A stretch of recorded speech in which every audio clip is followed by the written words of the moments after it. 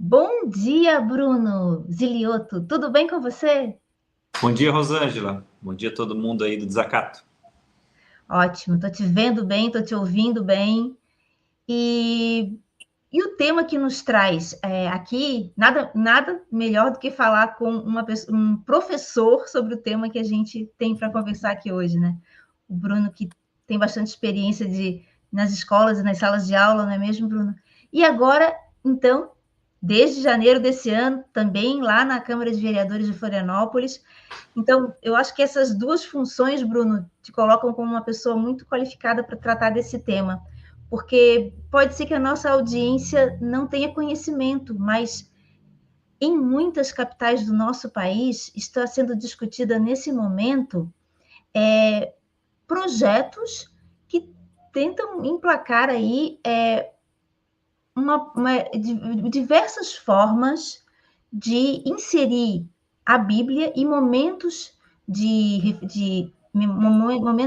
reflexão religiosa dentro das escolas, sendo que o nosso país tem o artigo na Constituição, o parágrafo 2º do artigo 11, que afirma, que determina que é vedado aos estados, como a União, estabelecer, subvencionar, embaraçar o exercício de cultos religiosos.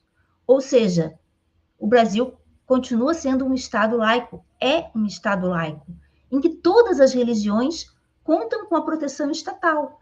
Mas essa liberdade de crença e culto, ela não permite que nenhuma religião em especial seja, de nenhuma forma, privilegiada em detrimento de outras. Então, e a gente sabe que no nosso país nós temos diversas crenças, nós temos as religiões de matrizes africanas. Então, Bruno, vamos começar aqui pelo nosso estado, né? Pela nossa capital, né? Que tem um PL como esse, que eu queria te ouvir, que é da autoria do vereador João Padilha. Isso. Ele protocolou a proposta, mas eu queria saber como é que está a tramitação dessa proposta. E Tá? qual é a tua avaliação sobre os diversos tipos de prejuízo que a gente tem, tanto pedagógicos quanto políticos, de um pensamento como esse está acontecendo no nosso país, no meio político? Bom, acho que o teu preâmbulo é excelente, Rosângela, porque ele dá um quadro da questão, né? São vários ângulos, né? Na tentativa bem ou pior disfarçada, vamos dizer assim, de inserir uma visão de predileção mesmo de uma matriz religiosa, nesse caso ligada ao cristianismo, né? Nesse caso, a questão da Bíblia nas escolas, através de legislações, né? Então, aqui, nesse ano, a gente tem esse projeto, que é o 19436, do vereador João Padilha, o vereador do PL, que dispõe sobre a leitura da Bíblia como recurso paradidático nas escolas da rede pública e particular do ensino do município de Florianópolis. Então, ela é uma legislação com 4 artigos, né? Uma escrita, vamos dizer assim, curta, mas que traz inúmeros problemas ali, né? Para o pessoal entender, essa propositura ela passou pela Procuradoria da Casa, como todas as matérias têm que passar, e ela teve, na Procuradoria, ela foi admitida, em que pese ser considerada inócua, ou seja, uma legislação que não causa dano, ela é uma legislação que não, em outras palavras, também não tem razão de ser, e eu vou explicar por quê. E também ela passou logo após pela CCJ. Então, na CCJ, a gente teve um voto de vista, vou pegar aqui, um voto de vista da vereadora Carla Aires, tá? Que foi vencido pelo relator, que é o Ricardo Pastrana, tá? E no voto de vista da Carla, né, na CCJ, que é a comissão que analisa justamente a constitucionalidade, já foram levantados inúmeros problemas, né? Que tem a ver justamente com isso, né? De entender que uma vez que a gente tem a liberdade da expressão religiosa no nosso país, isso é garantido constitucionalmente, isso não quer dizer que você tenha que ter uma predileção a determinada religião, matriz religiosa, uma vez que o espaço do Estado, que é patrocínio do Estado, e especialmente o espaço da escola pública, ele é um espaço laico. Então, como deve aparecer na escola a discussão das religiões, deve aparecer do ponto de vista justamente da liberdade, da diversidade, do respeito que se deve ter a todas as religiões. Então, com isso, o voto aqui, também muito bem feito aqui pela Carla, ele traz que esse não é o que se apresenta com esse projeto de lei aqui do João Padilha. Então, esse projeto ele também passou na comissão de trabalho, na qual eu faço parte, e no mesmo sentido a gente apresentou um voto daí de mérito mesmo, né? Daí é uma comissão que já analisa o mérito da proposta, e a gente apresentou um voto contrário. Então, é um projeto que já está se encaminhando, ele já está praticamente pronto para ir a plenário, deve ir a plenário assim que o presidente da casa optar por pautá-lo, né? Então, a gente conhece a Câmara de Florianópolis, é uma Câmara que tem bastante dificuldade do ponto de vista do trabalhador e das pautas progressistas, né? A gente sabe muito bem como as eleições elas transcorrem aqui, né? Com financiamentos gigantescos e uma máquina muito grande que consegue eleger vereadores que estão ligados a uma perspectiva de desmonte de vários setores. E na educação pública a gente tem mais essa questão que está ligada a uma discussão ideológica, e ideológica do ponto de vista, inclusive, religioso, né? Então, a gente tem vários vereadores, não só aqui, como em outros lugares, deputados que se reivindicam como bancadas de uma determinada matriz religiosa. E aqui em Florianópolis isso aparece também com esse projeto. Também porque existem outras iniciativas que a gente pode comentar aqui também sobre isso, Rosângela.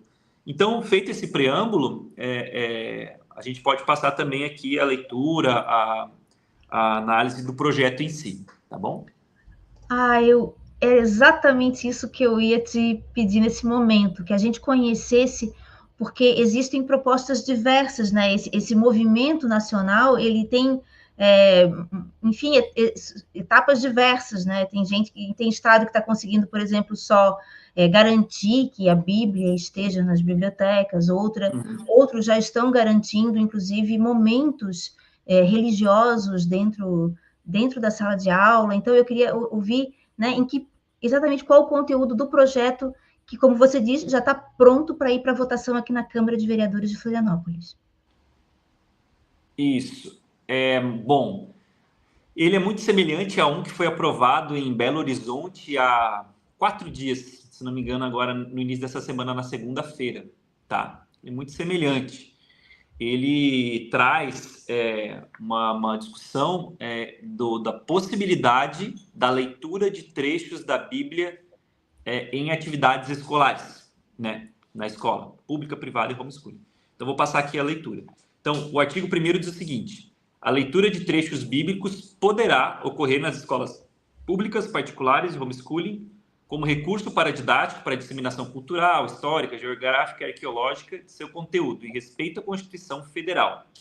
Aí vem um parágrafo único ali, que desdobra isso. No artigo 2º, ele diz o seguinte: sempre será garantida a liberdade de opção religiosa e filosófica, sendo vedada a obrigatoriedade de participação em qualquer atividade.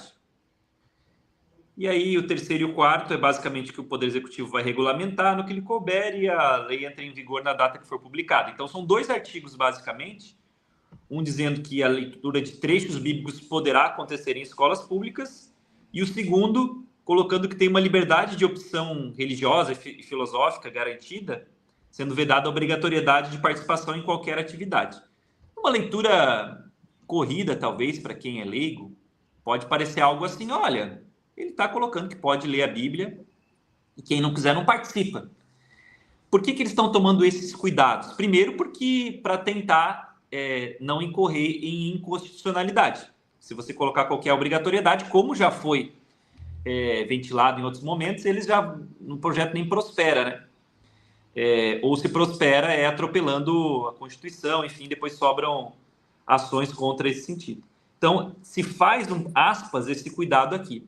Mas aí, queria dizer, como a gente colocou no nosso voto de vista ali no mérito da Comissão de Trabalho, também como apareceu na Procuradoria, se eu vou usar a Bíblia como um recurso paradidático, dentro de uma perspectiva que já está dentro de um planejamento, está dentro de uma lógica, está dentro da legislação já existente, não precisa dessa lei. Se eu quiser citar a Bíblia como um documento histórico, utilizar algum trecho da Bíblia para fazer alguma referência arqueológica, eu sou professor de história, a gente já pode fazer isso.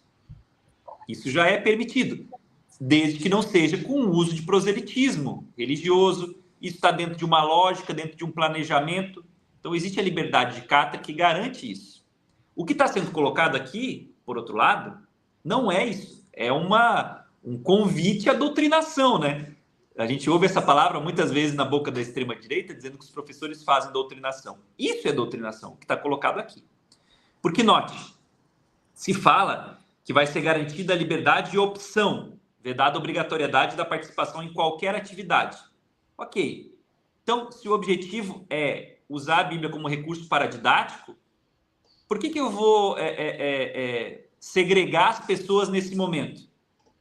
Eu não quero... Qualquer pessoa de qualquer matriz religiosa pode ouvir falar sobre a Bíblia, pode ouvir falar sobre os conteúdos das religiões de matriz africana, das religiões e dos cultos indígenas, das religiões orientais, mesmo discutir a crença da não crença, né? Isso dentro de um conteúdo, obviamente, que respeite a diversidade. Agora, quando eu estou separando espaços de segregação e considerando que as pessoas não precisam participar da atividade, imagina como isso vai funcionar dentro de uma escola. Estou lá na minha escola, no sul da ilha, e vou propor uma atividade de leitura da Bíblia a partir das 10h15 da manhã. Nesse momento, as pessoas que quiserem vão estar comigo e as outras vão estar em outro espaço. Primeiro que não se prevê como é que vai ser esse outro espaço. As crianças vão ser liberadas, elas... Outra, uma vez que o professor que está colocado ali, ele que vai ministrar esse momento de leitura da Bíblia, ou ele, porque aqui isso aqui não está colocado, isso aqui está em aberto, ou ele vai convidar alguém de notório saber para que venha e ingresse dentro da escola, e aí está combinado com outro projeto que eu posso falar aqui, para discutir sobre isso. Alguém conhece mais a Bíblia, afinal, né? Que tem um estudo teológico nesse sentido. E aí, uma vez que eu separo, 15 alunos escolheram ficar com essa atividade, e meus outros 20, que são 35, né, não vão querer, será que isso não vai gerar uma segregação? Será que aqueles alunos que não participaram vão ser considerados por aqueles que participaram alunos que, sei lá, eles não estão nessa lógica religiosa aqui, então, portanto, eles são estudantes pelos quais eu passo a ter mais possibilidade de ser intolerante, inclusive? Então, a escola passa a ser, ao invés de discutir, inclusive a Bíblia, o cristianismo e todas as religiões, do ponto de vista da diversidade, do ponto de vista do respeito, do ponto de vista que seja de respeito às religiões, ele passa a segregar. Ele passa a resguardar um espaço para que se faça a leitura da Bíblia e não diz o que vão ser feitos com os outros estudantes. E, logo após, ele coloca aqui em qualquer atividade, ele não está falando de sala de aula, em qualquer atividade. Então, escola, qualquer atividade, ela tem um cunho pedagógico. Então, a aula ela pode ser dentro de sala, como ela pode ser fora de sala, como pode ser numa saída de estudos. É disso que se trata.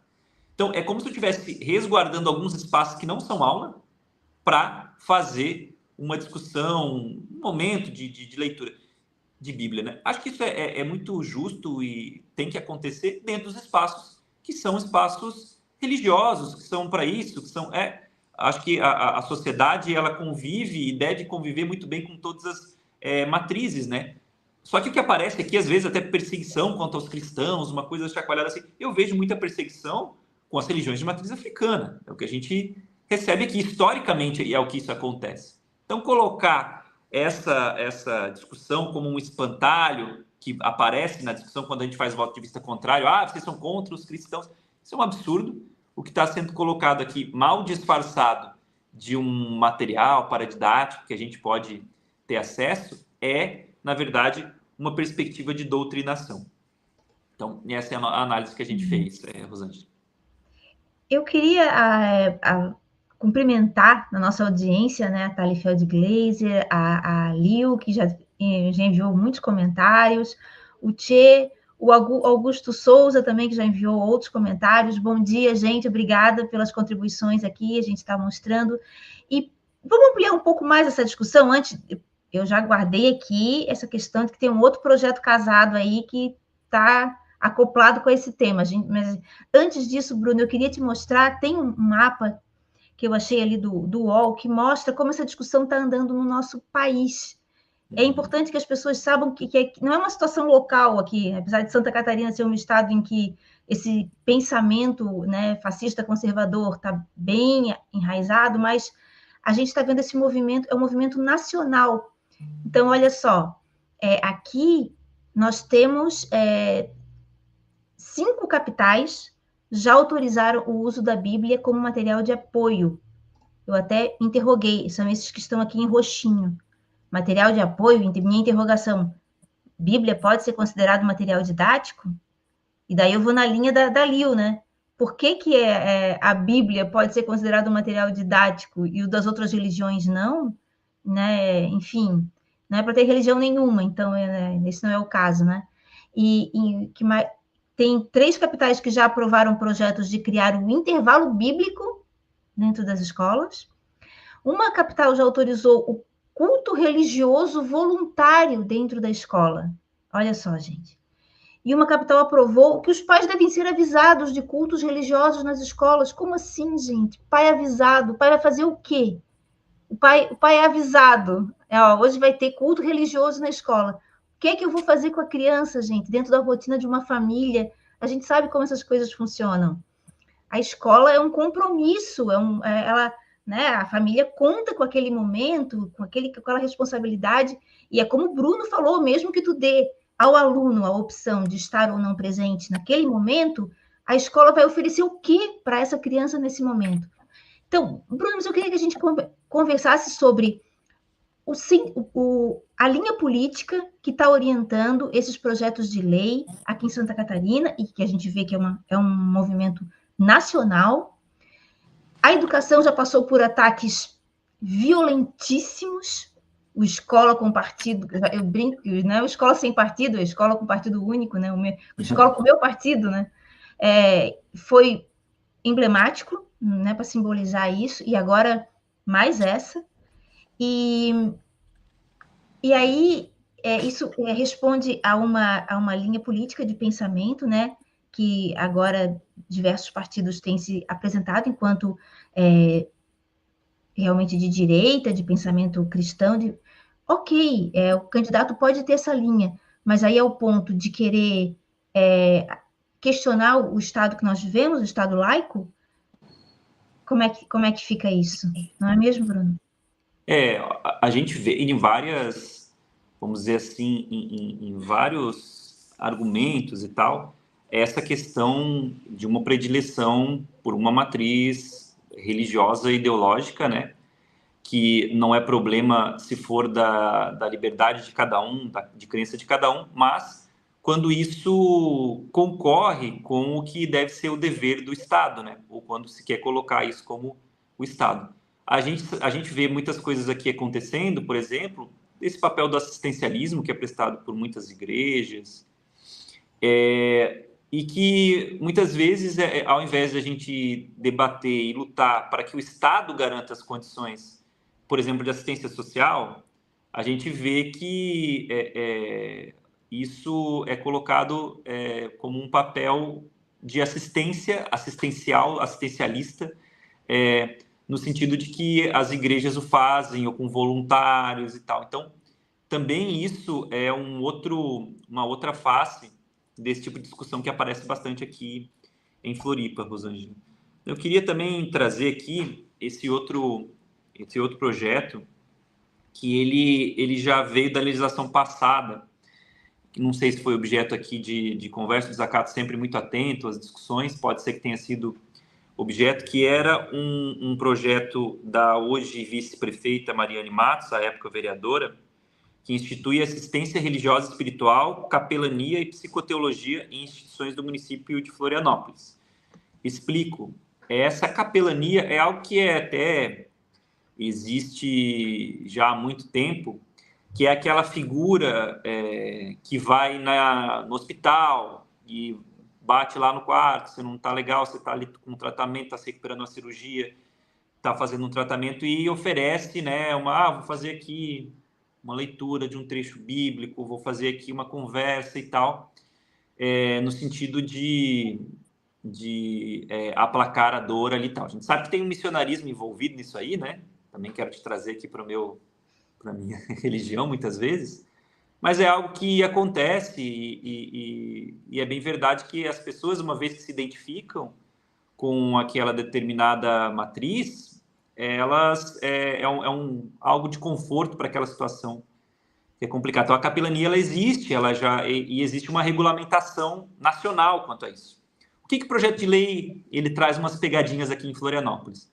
Que ele tenta fazer uma regulação para Florianópolis, ao invés de manter a capelania como é o tradicional, que são hospitais, presídios, ela amplia essa capelania para entidades socioeducativas, unidades de educação, e aí segue mais ou menos com o resto. Então, colocar essa capelania para além dessa discussão de pessoas que estão no presídio, portanto, confinadas ali por um tempo, de pessoas que estão nos hospitais, portanto, em algum tratamento. Então, das pessoas que estão nesse momento, para colocar também a capelania dentro de unidade de educação.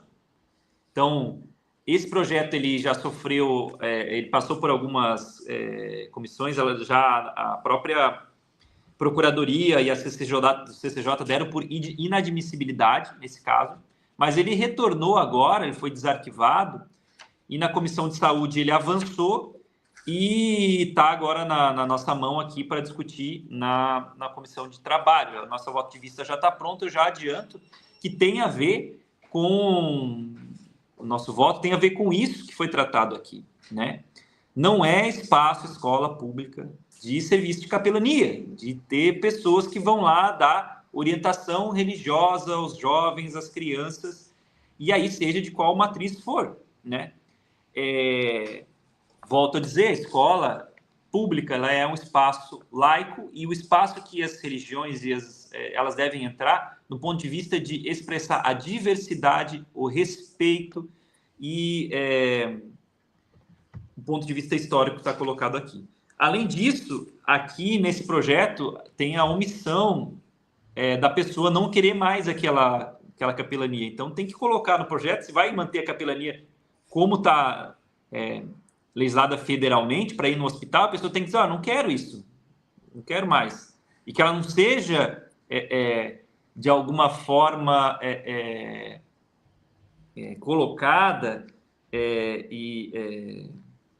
me foge a palavra agora, mas que fique envergonhada de dizer não para aquilo ali. Ela tem que ter um desejo de expressar se ela não quiser, né? Para além disso, ela traz uma exclusão do que já foi tratado aqui, esses saberes e práticas das religiões de matriz africana e outras manifestações religiosas, né, de cultos orientais ou mesmo o não culto. Então, a gente fez aqui propostas de emendas, né, que vêm nesse sentido. Então, que se mantenha a legislação federal, mas não se inclua aí escolas, né, unidades de educação, e mesmo se garanta o respeito ao desejo daquelas pessoas que estão em tratamento ou estão nos presídios de não querer esse serviço, né? Não se omita o desejo das pessoas. Então, eu coloco que os dois têm a ver, porque ele traz essa discussão da leitura da Bíblia, fazer grupos para ler a Bíblia na escola, e o outro traz o serviço de capelania para dentro da escola, né? Que, por óbvio, podem ser combinados. Então, é um pouco esse o teor das coisas que estão passando por aqui, Rosângela, para o nosso debate e para que a gente possa fazer isso com todas as pessoas na escola, com a maior tranquilidade, para que não vire, e a gente sabe que o objetivo maior é esse, né? virar um espantalho para ganhar like na rede social, para dizer, olha, aquele lá é contra a Bíblia, aquele lá é não sei o quê, e nós somos a favor da família. Nós somos a favor da família conservadora também, né? De todas as famílias, né? Nós somos a favor das religiões do ponto de vista da liberdade da expressão religiosa, né? Nós não somos a favor de uma visão única, né? Então, acho que é isso que é um debate que tem que ser feito em todos os locais, uma vez que se isso aqui prosperar, porque acho que vai ser inócuo se prospere, mas abre um precedente muito perigoso e muito complicado de acabar com o que a gente defende com o Estado laico e com respeito a todas as manifestações religiosas. Eu sei que o Bruno tem agenda, mas eu só queria fazer uma última questãozinha para nesse minutinho final a gente responder, porque a gente tem trazido aqui, Bruno, pessoas que são de matrizes africanas e que nesse momento estão sofrendo violência, né, nos seus espaços, não estou falando, né, eles não estão querendo, eles estão lá nos seus espaços e eles estão sendo perseguidos, criminalizados e violentados. Ali o Ali citou a questão das religiões também de matrizes dos povos originários, né, que também é algo que a gente não costuma citar, mas especialmente esse movimento que, a princípio, né, da Bíblia, nas escolas, desses momentos de culto cristão, podem estar indiretamente gerando ou estimulando, não é uma coisa aberta, mas é uma coisa indireta, subjetiva, uma certa aversão aos outros tipos de religião, e isso acaba estimulando esse cenário de agressividade, inclusive, em relação às outras religiões. Isso pode acontecer? Você acredita que isso aconteça?